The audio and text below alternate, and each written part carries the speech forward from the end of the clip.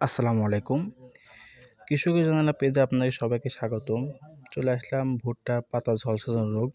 আসলে এই পাতা ঝলসানো রোগ হয়ে থাকে হেলমেনথোস্পিরাম টারসিকাম ও হেলমেনথোস্পিরাম মাইডিস নামক ছত্রাক দ্বারা এ রোগে আক্রান্ত হয়। এ রোগে আক্রান্ত হলো প্রথমে ছত্রাক দ্বারা আমাদের দেশে ভুট্টা পাতা ঝলসানো রোগ বেশি হতে দেখা যায়। পরবর্তীতে গাছের অংশ বিস্তার লাভ করে এবং রোগের প্রকার বেশি হলে পাতা আগাম শুকিয়ে যায় এবং গাছ মারা যায়। এ রোগের জীবাণু আক্রান্ত অনেক দিন পর্যন্ত বেশি থাকে। জীবাণুর জীবকণা বা কন্ডিয়া বাতাসের সাহায্যে এটা অনেক দূর পর্যন্ত বিস্তার লাভ করে এবং সুস্থ গাছে আক্রমণ করে।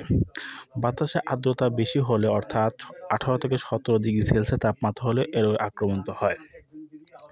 এ রোগ দমনের উপায় হলো আপনার রোগ প্রতিরোধ ক্ষমতা সম্পন্ন আপনার বীজ বপন করতে হবে, জমি আগাছা মুক্ত রাখতে হবে। ভিডিওতে দেখতে পাচ্ছেন জমিতে প্রচুর পরিমাণ আগাছা আছে যার কারণে এই জমিতে আক্রান্ত হয়েছে এবং ওই ছত্রাক দ্বারা আক্রান্ত হয়েছে।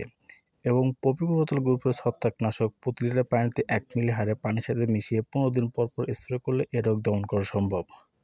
যাদের জমিতে এরকম রোগে আক্রান্ত হয়েছে অতি দ্রুত এই ছত্রাক দমন করতে হবে, নাহলে আপনার ভুট্টার ফলন কমে যাবে। ধন্যবাদ সবাইকে।